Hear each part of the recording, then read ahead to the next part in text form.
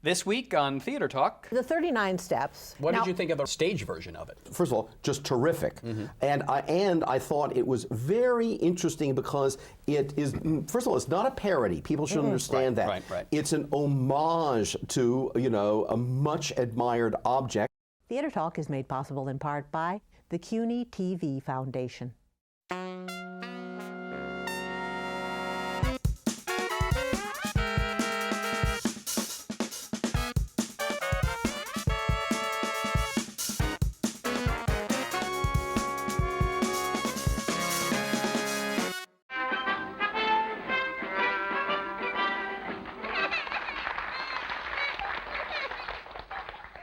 Ladies and gentlemen, with your kind attention and permission, I have the honor of presenting to you one of the most remarkable men in the world.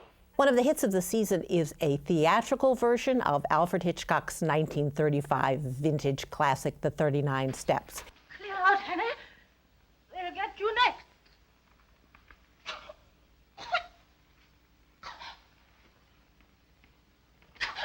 It's been re-realized on stage at the Roundabout Theater. Clear out, Henry.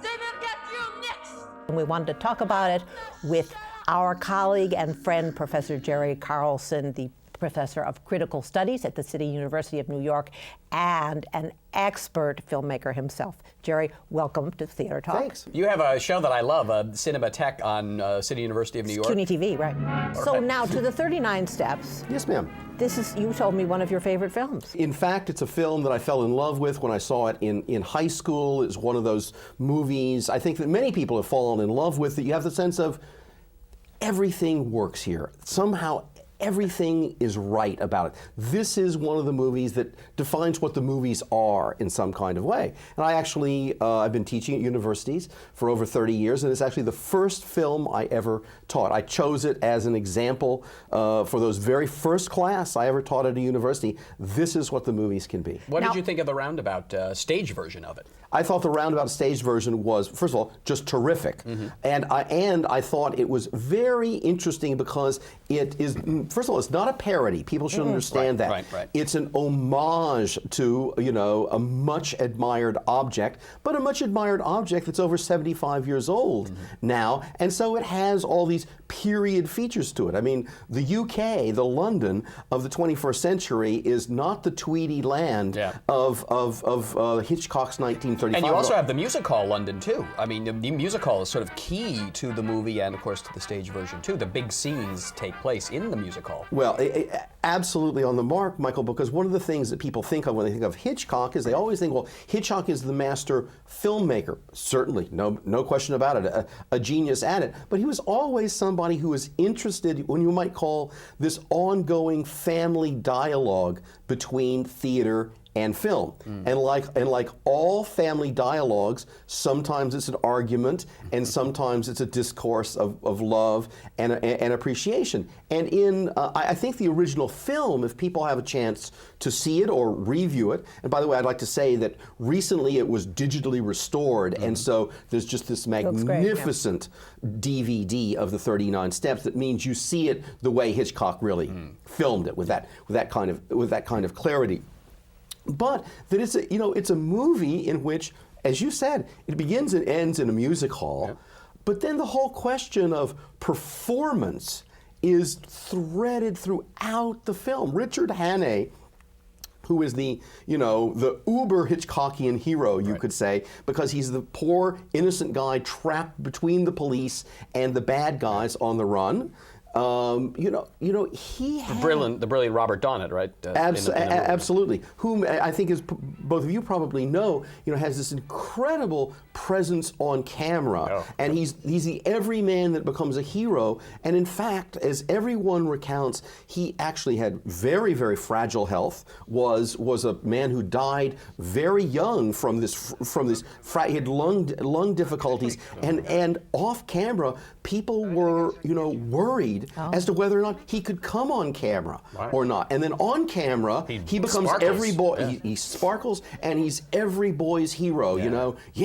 I'm going to be a guy like that when I grow up. It is one of those pieces in which, unless you have somebody who's charismatic in that role, because he's the thread of the whole thing. I have to give wonderful credit, I think, to this theatrical production, because it is sort of, at the same time, mocking, lovingly mocking of the notion of the British stiff upper lip, hero, and at the same time, you want to watch him. You don't reject him. In fact, you want to follow. No, he's personable and handsome and we should say for people who haven't seen the show that it's just a cast of 4, but the 4 people play all the different characters in the movie, and they do these fast switching around and all practically kind of no sets, and yet they look at most of the shots. They have most of the shots in there and say, how can we make this? How can we show the magic of this moment with a minimal theater experience? Well, I was thinking about that before we came on. And let's go back to the fact that this is actually all taken from a novel. But if I had to say what this was like the novel was a Botero sculpture of this huge character of some kind, but by the time we get to this, it's a Giacometti. It's this slender thing. It's this incredibly slender thing, because Hitchcock himself was this brilliant plastic surgeon while he was operating on the novel. Because the novel, first of all, it doesn't have the love interest in it, so they introduce no, it's all guys. Really? It's absolutely all guys. So the classic scene where the guy handcuffs to the girl running around Scotland is not in the. No, sir. No. Hitchcock saw in there the elements that could be, as it were, streamlined and shaped into this. What you have to say is a kind of classic Brew plot, in which you have this striving but sympathetic average guy who turns into a hero and gets the girl, damn it, as well. But coming back, but in doing that, it's not that he overcomes all of these things by, James Bond daring do. It's because he's clever, and because he acts. Because we have all the scenes in which he's having to pretend he's someone else. So this is Hitchcock playing around with himself with this notion of what is acting. How do you become another person? How do you manipulate people by acting? Interesting. Well, of course, the movie and the play begins with a man saying, I really had nothing to do that night, so I went to the theater, and there begins the adventure. Well, and that's a very important point, I think, because one of the other things that Hitchcock did was that he really neutralizes the politics of the novel. The novel really is, it's written on the verge of World War I, and it's anti-German. I mean, it's all about the coming war and all of this. And Hitchcock knew how, again, with this masterful kind of surgery he could partake of saying, well, wait a minute, I'm not so sure people are interested in this topical issue, but there's some things here that will give me my through line in the story, but I'm not going to get messed up in politics in that kind of way. In fact, I'm going to make an entertainment, something that doesn't burden us with thinking about the topical features or warning us, because in a certain way the novel is a warning about the treachery of the Germans and the coming war.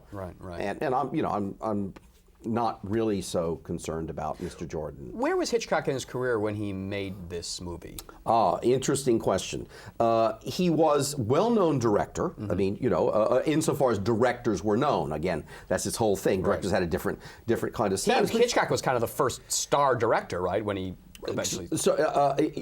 And knew that and knew how to build that kind of thing. He was a young man, not only of great artistry and skill, but of great curiosity. So he had been to Germany studying how the Germans were making films. He, like many people, was very interested in everything that was happening in world film culture in the 20s, which is just an extraordinarily creative period in film. And he's one of the guys who pulls it all together. And he pulls it all together in a film like The 39 Steps. Now, if we had a couple of hours here, I could run you a bunch of clips from Soviet films and from German films and show you how he sort of puts it all together here. This is a kind of encyclopedia of what you can do with certain kinds of film techniques up until 1935. And all in about 85 minutes, right? Oh, absolutely. No, and one of the reasons this film and the theater production, you know, which takes this from the film, are so palatable to us is because of its pacing. It's just this notion. It moves. Absolutely. You know, it's a train. The train leaves the station, and the train keeps moving. So, and 39 Steps took him to Hollywood, right? It's one of the films that took all of a sudden he became not just a gifted contract director, because remember, directors were thought of as contract professionals. It's work for hire, and you do a better or a lesser job, but it's really the studios or the producers who are this. And it began to emerge, and of course it emerged that he was somebody that was more than that. Now remember, if anybody would complain, and they shouldn't, but they would complain, well, why would you know, take Hitchcock and put him on the stage? You know, he was so cinematic.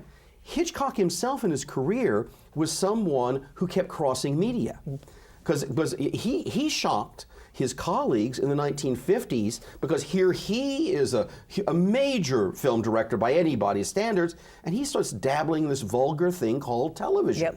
So why would a master like that, and why would he be interested in making little weekly things? But of course he, you know, knew that you're inspired by and enriched by contact with as many media as possible. But he never back to the theater, though. He never, as a famous movie director, he never directed a play or a musical. No, he never did that. No. He was to my knowledge, for all you know, for what I've read, no, he was a film and he was a screen guy. Let's put it that way.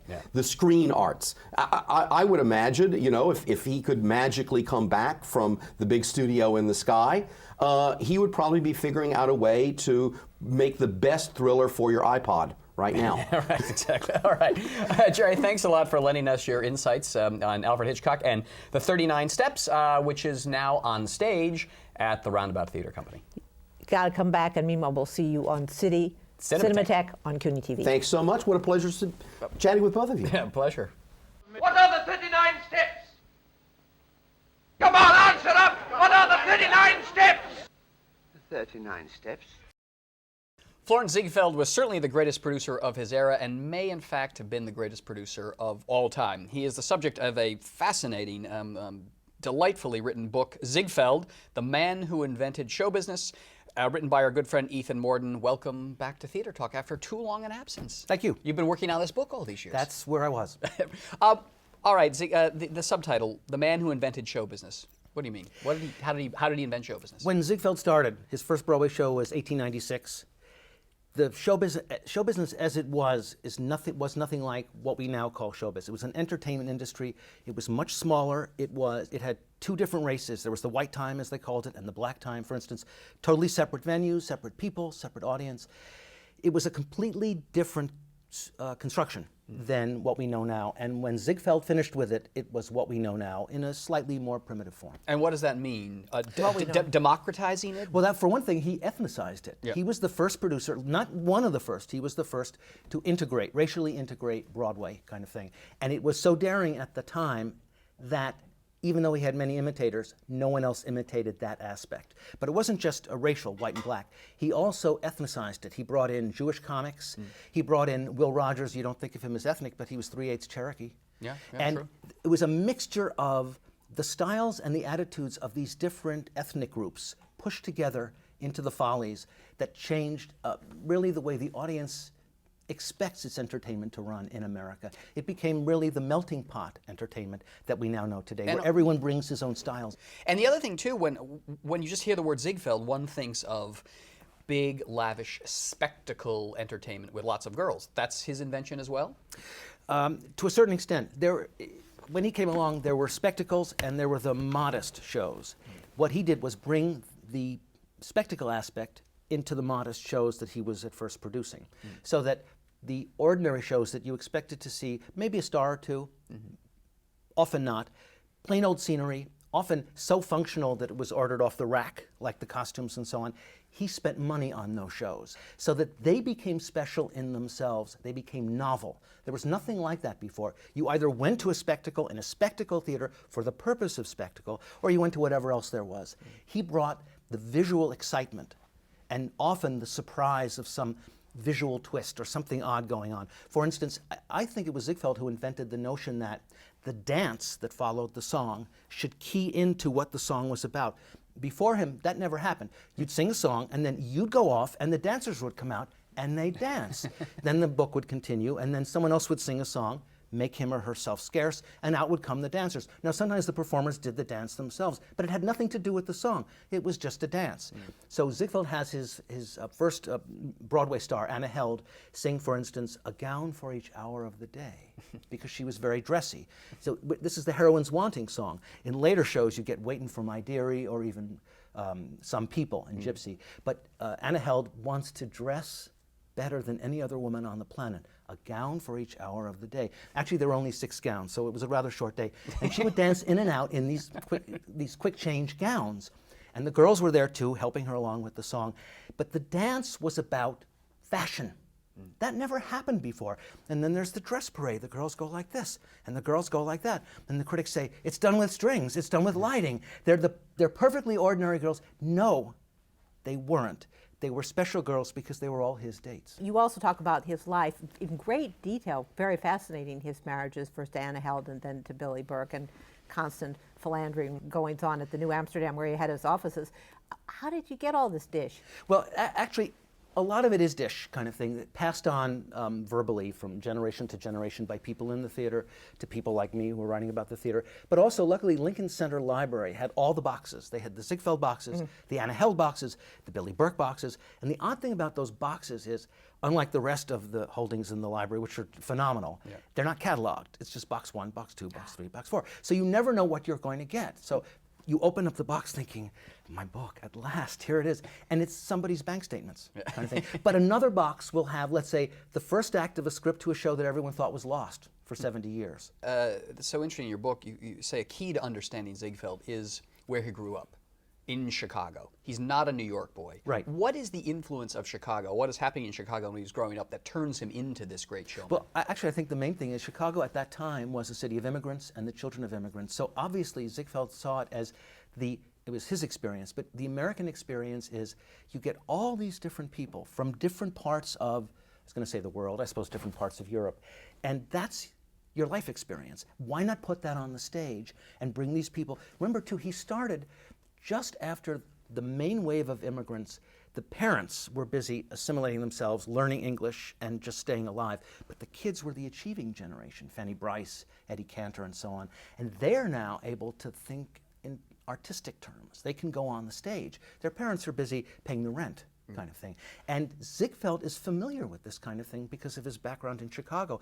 If you were growing up in Chicago when Ziegfeld was, he was born in 1867, in the 1870s, 1880s, more than half the people you came into daily contact with spoke English, if at all, with a very heavy accent. It really was an immigrant's city, much more so even than New York. New York was interesting. And then key, though, also is the World's Fair and the Buffalo Bills Wild West show. Because Ziegfeld grows up with a father who is the head of a big classical music school there.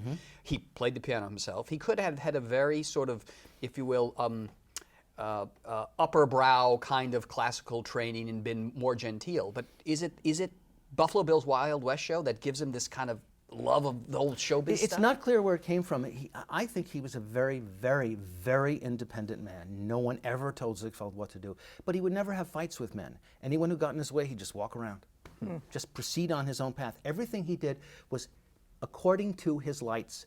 The one thing I would say, the one gesture he would make toward what was generally thought of as the correct thing to do was he befriended millionaires because he knew money and power protects you.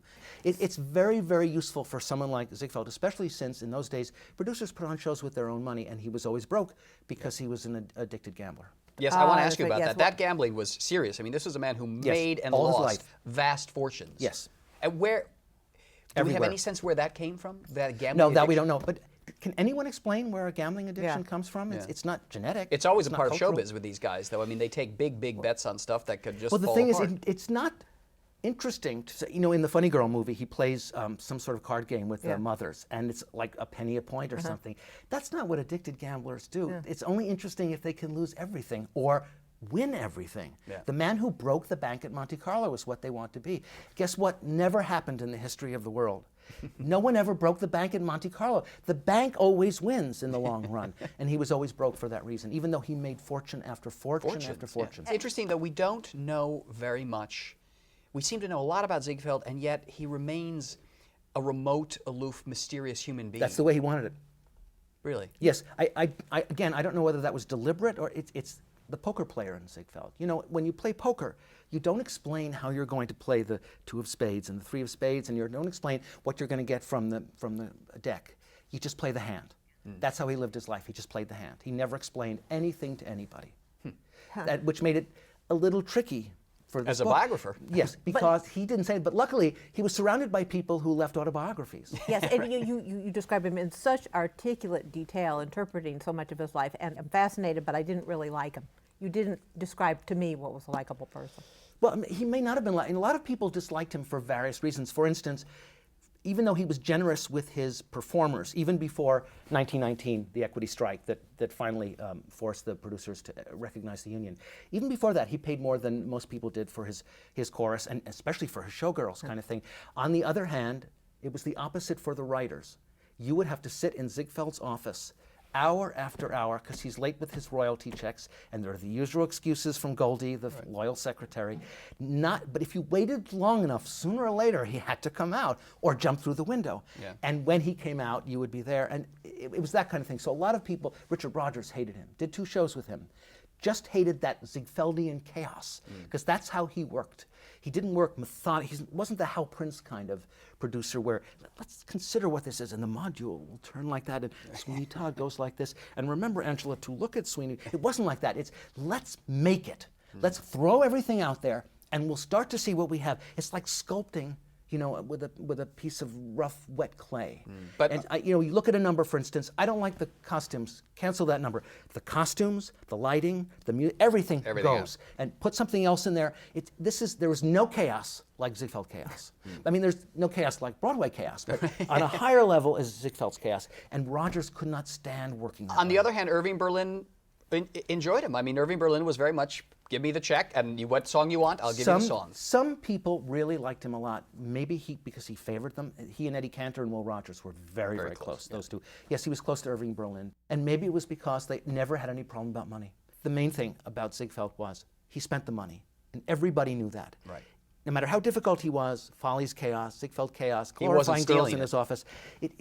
Not only that, he was spending much too much to make the show fabulous. You know, in showbiz, there are 2 ways to do it. One way is to be very, very budgeted and to spend just this much so that if you only earn this much, you have succeeded. Another way is to spend like this. And your show is so good, everyone, it's the Gone with the Wind syndrome. No expense spared. And I will produce the greatest movie Hollywood has yet produced, and everyone will have to see it 2 or 3 times. And we have to remember that Ziegfeld was doing this year after year. I'm Yes. going to produce the greatest Follies you have ever seen. How do you top the Follies, though, when you've already had the greatest? In 1919, everyone said it's the greatest Follies, and yet there were, 10 or 12 more. One of the many things I like about this book is you really give us a sense of what it was like to experience a Follies. What was a Follies like? What did it look and feel and sound like? The main thing was, it was more or less all-star, which was very unusual on Broadway. There literally were like 4 or 5 headliners, though no billing. No one ever got star billing in the Follies. They did in his book shows, but not in the review. Also, even the supplementary people were the best people possible. And there was this, what I call surprise and delight. You never really knew what you were going to get, and the thing flew past you like crazy. The idea was, as soon as one sketch ends or one number ends, the next one is already, the curtains are closing, and the 2 guys who are going to sing duets while the stagehands change for the next big number are already coming into place. In those days, that was very unusual, which is why most plays were 1 set. Most musicals even were 1 set per act, or a set, the traveler curtain closes, you do a little something in front that no one cares about, then you can open because the next set is ready. By the time Showboat came along, it's true, you could have pretty much as many sets as you wanted. But you had to write a show with these crummy little worthless scenes in one while the sets were being changed, which makes it difficult when you revive them because you have to get rid of those because those don't really add anything to the show. Right. Every now and then, however, Kerner Hammerstein will drop some nugget in there and then you don't know what to do. Because it's a great you can't, the story won't make sense without it. So that makes it difficult, but he was cutting edge in his day. Although he was never thought of that way. They would talk about the Ziegfeld touch. Well, that's the way to avoid knowing what it really was. Or they would talk about his exquisite taste. It wasn't taste, he knew talent. Follies was the biggest opening night at a time when opening nights really mattered because all the critics went on opening night. It wasn't scattered the way it is today. Plus, the fancy New York people who wanted to be in on the latest thing, or the potential latest thing. Biggest opening night on Broadway, year after year after year after year. How long can it keep going on? And in the end, it doesn't, and he dies broke. He dies broke, and no one even knows how he died. I mean, what he died of. That's right. My theory is he just exhausted himself. Fascinating. It's a fascinating book. Ziegfeld, The Man Who Invented Show Business, by Ethan Mordden, out from St. Martin's Press. Thanks a lot for being our guest tonight, Ethan. Thank you for asking me. She was looking for something. Yes? Something called the 39 Steps. If we can find out what the 39 Steps are. So, let me get this quite clear. Oh, do take a seat, Mr. Hannay. Thank you. Thank you. Did she tell you what this foreign agent looked like? No, there wasn't time. There was one thing. Part of his little finger was missing. Which little finger? This one, I think. Are you sure it wasn't this one? I'm not sure.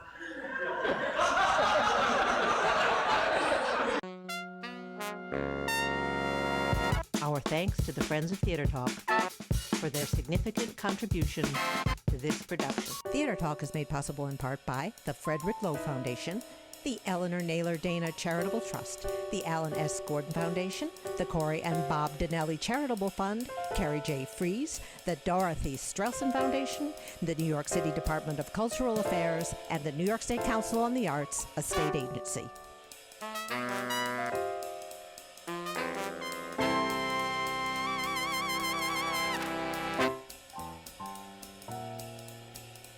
We welcome your questions or comments for Theater Talk. Thank you and good night.